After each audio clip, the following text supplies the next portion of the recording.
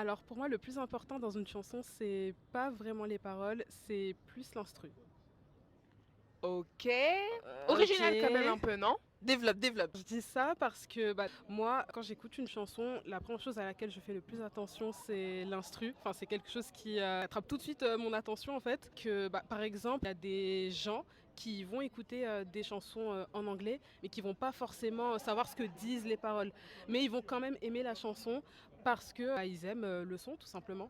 Ouais, Je c'est un comprends très ce que bon tu veux exemple. dire.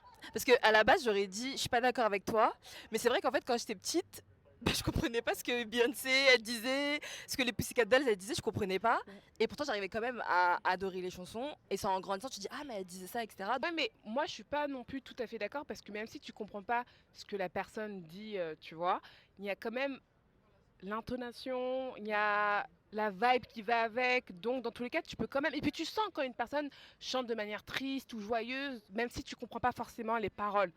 Donc, moi, je suis mitigée sur ça. J'ai un autre exemple aussi qui peut peut-être parler à beaucoup de personnes. La chanson 42 d'Aya Nakamura, qui est sortie il y a 2 ans, je crois. Cette chanson, elle avait sorti des petits extraits sur les réseaux, quoi. Et elle avait sorti un extrait avec du yaourt, une partie de la chanson en yaourt.